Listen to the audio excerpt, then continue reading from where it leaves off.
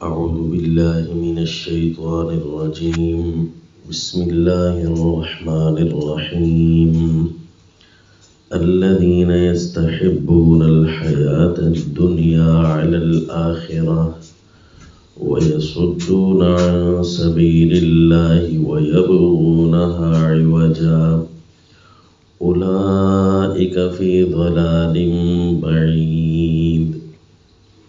سورة ابراہیم آیت نمبر 3 13واں پارہ. الذین یستحبون الحیاة الدنیا علی الآخرہ، وہ لوگ جو پسند رکھتے ہیں دنیا کی زندگی کو آخرت کے مقابلے میں، اور وَيَصُدُّونَ عَن سَبِيلِ اللَّهِ، اور اللہ کی راہ میں رکاوٹ بنتے ہیں، اللہ کی راہ سے روکتے ہیں. روکنے کا ایک طریقہ یہ ہے کہ وَيَبْغُونَهَا عِوَجًا، اس کے اندر ٹیڑھ تلاش کرتے ہیں. أُولَئِكَ فِي ضَلَالٍ بَعِيدٍ، یہ بہت بڑی دور کی گمراہی میں پڑے ہوئے ہیں، یعنی حق سے بہت دور ہے. یہ کس طرح لوگوں کو روکتے ہیں؟ یعنی وَيَبْغُونَهَا عِوَجًا، یہ شبہات نکال کر دین اسلام سے لوگوں کو دور کرتے ہیں. اس میں گمراہ کرنے والے علماء سوء یعنی برے مولوی اور گمراہ پیر، اور اسی طرح دین کو چھوڑ کر دنیا کو ترجیح دینے والے جو اغوان ہیں، دنیاوی علوم و اغراض کی خاطر، اپنی خواہشات فاسدہ، اغراض خبیثہ کی خاطر شریعت کے احکام کی من مانی تعبیریں کرتے ہیں، اور شریعت کے احکام سے شبہات طرح طرح کے نکال کر لوگوں کو دین اسلام سے بدراہ کرتے ہیں. اس کی بہت ساری مثالیں فرقوں میں موجود ہوتی ہیں، اور اس کی بہت ساری مثالیں ان لوگوں میں موجود ہیں جو عصری تعلیمی ادارے یہود و نصارہ کی روش پر چل رہے ہوتے ہیں. وہ باقاعدہ دین اسلاموفوبیا بھی اسے کہتے ہیں، دین اسلام کے خلاف باتیں کر کر کے اس کا حل تلاش نہیں کریں گے کہ کتاب اللہ میں اس کا واضح حل موجود ہے. کتاب اللہ کی صفت بھی اللہ نے بنائی ہے کہ اس کے اندر ٹیڑھ کوئی نہیں، اس کے اندر سیدھی سیدھی باتیں ہیں، اور وہ لوگ حل نہیں تلاش کریں گے، لیکن اس کے اندر شبہات طرح طرح کے نکال کر دین اسلام سے لوگوں کو غافل کرتے ہیں اور بدراہ کرتے ہیں. یہ بہت بڑا ہتھیار ہوتا ہے ایسے لوگوں کا. تو ان کے بارے میں فرمایا، اس سے پچھلی آیت کا حصہ ہے وَوَيْلٌ لِّلْكَافِرِينَ مِنْ عَذَابٍ شَدِيدٍ، ایسے کافروں کے لیے بہت بڑی بربادی آنے والی ہے اس عذاب شدید سے. عذاب عظیم بھی ہوتا ہے، عذاب علیم بھی ہوتا ہے، عذاب شدید بھی ہوتا ہے. عذاب شدید بہت سخت قسم کا عذاب. اب اس کی سختی کی حد اللہ نے بیان نہیں فرمائی.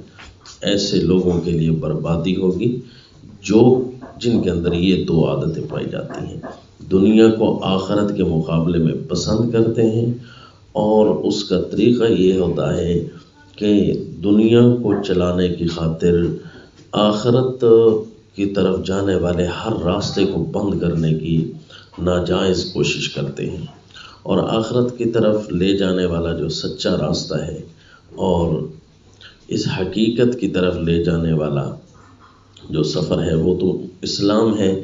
اب اسلام کو لوگوں کے دلوں سے نکالنے کی صورت کیا ہوگی؟ نعوذ باللہ. تو وہ یہ صورتیں تلاش کرتے ہیں، یعنی دین اسلام میں طرح طرح کے عیب تلاش کرنے کی کوشش کرتے ہیں. ہوتے تو نہیں ہیں، لیکن اپنی طرف سے ایسے جملے ڈال کر الائمۃ المضلین، یعنی گمراہ کرنے والے امام بن جاتے ہیں، شبہ ڈال ڈال کر لوگوں کو اس سے ہٹاتے ہیں. رسول اللہ صلی اللہ علیہ وسلم نے بھی ارشاد فرمایا کہ ان اخوف ما اخاف علی امتی الائمۃ المضلین. سب سے الائمۃ المضلین، سب سے زیادہ مجھے جو خطرہ ہے اپنی امت سے، ان اخوف ما اخاف علی امتی الائمہ، وہ امام الائمۃ المضلین جو گمراہ کرنے والے ہوتے ہیں طرح طرح کے شبہات نکال کر، سب سے زیادہ مجھے ان سے خطرہ محسوس ہوتا ہے، کیونکہ رسول اللہ صلی اللہ علیہ وسلم یہ بات ارشاد اس لیے فرما رہے ہیں کہ لوگ ان ائمۃ المضلین کو چاہنے لگ جاتے ہیں اور یوں وہ لوگوں کو بھیڑ بکریاں بنا کر اپنی منمانی تعبیریں کر کے دین اسلام سے دور لے جاتے ہیں، یعنی ہر اپنی خواہش کو پورا کرنے کے لیے دین اسلام میں طرح طرح کے پروگرام ایسے بنائیں گے کہ لوگ دین سے دور ہو جائیں۔ تو یہ علماء سو ہوں، برے مولوی اور پیر ہوں، یا اسی طرح یہود و نصارہ کے روش پر چلنے والے دنیا دار لوگ ہوں جو دین سے دور کرنے کے بہانے تلاش کرتے ہیں۔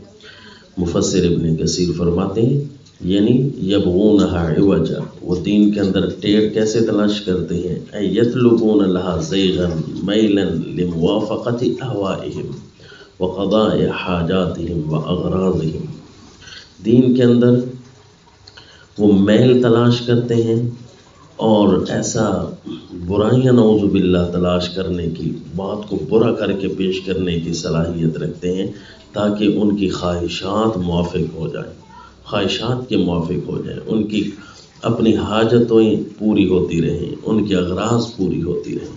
یہ ہیں وہ الائمۃ المضلین۔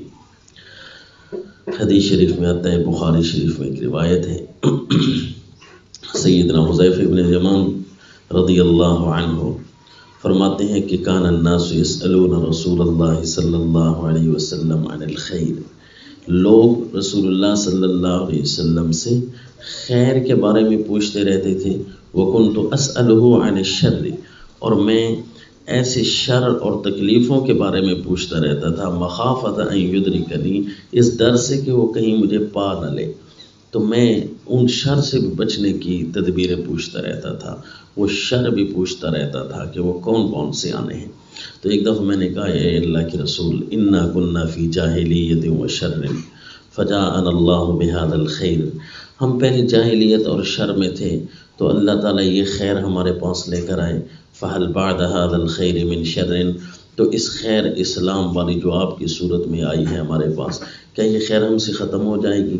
کیا اس کے بعد بھی کوئی شر آئے گا؟ آپ نے فرمایا ہاں، اس کے بعد ایک شر آئے گا۔ قلت وهل بعد ذلك الشر من خیر، تو میں نے کہا پھر اس شر کے بعد بھی کوئی خیر آئے گی، اچھائی آئے گی؟ آپ نے فرمایا ہاں آئے گی، صحیح، وفیہ دخن، لیکن اس کے اندر کچھ میل کچیل ہوگی۔ تو میں نے کہا جی وما دخنہ، اس کے اندر جو میل کچیل ہے وہ کون سی ہوگی؟ فرمایا قوم یہدون بغیر ہدی تعرف منہم وتنکر، ایک ایسی قوم آئے گی دین اسلام کو لینے والی کہ وہ میری سیرت کو اپنائے بغیر چلیں گے، نعوذ باللہ۔ تو جب رسول اللہ کی سیرت نہ اپنائی جائے تو تعرف منہم وتنکر، کوئی کام تو ان کے دیکھے گا کہ وہ نیکی والا ایک آدھ کر لیتے ہیں، اور کوئی کام ایسے ہوں گے جو خلاف شرع ہوں گے، نعوذ باللہ۔ یہ تو ہوں گے اہل خیر، اہل خیر یہ اس قسم کی میل کچیل کو لے کر آئیں گے، نعوذ باللہ من ذالک۔ قلت فہل بعد ذلک الخیر من شر، پھر میں نے پوچھا اچھا یہ جو میل کچیل والی خیر ہے اس کے بعد بھی کوئی شر آئے گا؟ آپ نے فرمایا ہاں، نعم دعات الی ابواب جہنم، ہاں ایک ایسا شر پھر آئے گا کہ ہر طرف جہنم کے دروازوں کی طرف بلانے والے کھڑے ہوں گے، جہنم کے داعی ہر جگہ پھیل جائیں گے۔ یہ ہوں گے وہ ائمۃ المضلین، گمراہ کرنے والے امام، گمراہ کرنے والے اگوان، گمراہ کرنے والے پیشوا۔ وہ ظاہر لبادہ تو یہ اوڑھیں گے کہ ہم مسلمان ہیں، لیکن دین کے اندر، جس طرح سورہ ابراہیم آیت نمبر 3 پڑھی ابھی، کہ دین کے اندر ٹیڑھ تلاش کرنے کی کوشش کریں گے تاکہ دین کا انکار ہو جائے۔ کوئی ہوں گے وہ دین کے مخالف کھڑے ہو کر، اور کوئی ہیں جو دین کے اندر داخل کھڑے ہو کر دین کے خلاف باتیں کریں گے۔ دعات الی ابواب جہنم، جس طرح برے مولوی اور پیر یہ دین کے اندر کھڑے ہو کر دین کو خراب کرنے کی کوشش کرتے ہیں، دین کے اندر نعوذ باللہ اپنی منمانیاں داخل کر کے جہنم کے داعی بنتے ہیں، اور اسی طرح یہود و نصارہ کی روش پر چلنے والے وہ تعلیمی عصری ادارے جو مسلمانوں کے اندر شبہات پھیلا کر گمراہ کرتے ہیں، تو وہ دین کے اندر داخل ہوتے نہیں ہیں بلکہ دین سے باہر کھڑے ہو کر مخالف ہو کر کرتے ہیں۔ اندرونی خلفشار ہو یا بیرونی خلفشار ہو، دین اسلام کے خلاف کر کے دعات الی ابواب جہنم، جہنم کے داعی بنیں گے۔ من اجابہم الیہا قذفوہ فیہا، جو بھی ان کی بات مان لے گا جہنم کے دروازوں میں پھینک دیا جائے گا۔ قلت یا رسول اللہ صفہم لنا، پھر میں نے کہا اے اللہ کے رسول، یہ جو گمراہ کرنے والے، دین اسلام کو سے دور کرنے والے، جہنم کی طرف بلانے والے جو ہوتے ہیں، ان کی کوئی ہمیں نشانیاں بتا دیجیے۔ آپ نے فرمایا ہم من جلدتنا ویتکلمون بألسنتنا، ان کی کیا نشانیاں بتائیں؟ وہ ہمارے جیسے ان کے جسم بھی ہوں گے، ہمارے جیسے ان کی بھی زبانیں ہوں گی، چل رہی ہوں گی، تو ہوں گے اسی طرح۔ دین اسلام کے اندر وہ کمیاں تلاش کریں گے، بس تمہارا کام یہ ہوگا۔ پھر ہم کریں گے کیا، ان سے بچیں گے کیسے؟ قلت فما تأمرنی ان ادرکنی ذالک، میں نے پوچھا اللہ کے نبی اگر یہ ائمۃ المضلین گمراہ کرنے والے لوگ آ بھی جائیں یا ایسا فتنہ اور ایسا شر آ جائے تو میرے بارے میں آپ کیا حکم کرتے ہیں کہ میں کیا کروں؟ آپ نے فرمایا تلزم جماعت المسلمین و امامہم، وہ مسلمانوں کی کوئی جماعت چل رہی ہو تو سمجھے یہ مسلمان ہیں اور ان کا ایک امام ہوگا، ان کا کوئی امیر ہوگا، ان کے ساتھ مضبوطی سے اپنے آپ کو تھام لینا۔ ان کی الگ نشانیاں بھی بیان ہوتی ہیں قرآن میں بھی حدیث میں بھی۔ سب سے بڑی بات یہ ہے کہ وہ قرآن اور حدیث کے علاوہ کچھ اور نہیں کریں گے، یا قرآن اور حدیث کا نام لے کر بھی لوگوں کو گمراہ نہیں کریں گے۔ اس طرح مختلف فرقے بھی نکل آئے، صرف نام کا قرآن حدیث نہیں، صرف کے دل سے قرآن و حدیث کا نام لیں گے۔ تلزم جماعت المسلمین و امامہم، قلت فإن لم يكن لهم جماعت ولا امام، تو میں نے پوچھا اللہ کے نبی کوئی ایسی جگہ بھی آ سکتی ہے اکیلا پھنس جاؤں، وہاں نہ کوئی جماعت ہو مسلمانوں کی اور نہ کوئی امام ہو؟ قال فاعتزل تلك الفرق كلها، تو پھر آپ نے فرمایا ان سارے فرقوں سے الگ ہو جایا کر، ولو ان تعض باصل شجرۃ، اگرچہ تجھے کسی درخت کی جڑ کو اپنی داڑھوں کے ساتھ کیوں نہ پکڑنا پڑے، ان سارے فرقوں سے جدا رہنا، ورنہ دین اسلام سے دور کر کے جہنم کی طرف تجھے ڈال دیں گے۔ حتیٰ یدرکک الموت وانت علی ذلک، حتیٰ کہ تو اسی حالت میں رہے، تجھے موت آ جائے، ان لوگوں کے ساتھ نہ ہو جانا جو دین اسلام کو سے دور کر کے جہنم کے قریب کرتے ہیں۔ وما علینا الا البلاغ۔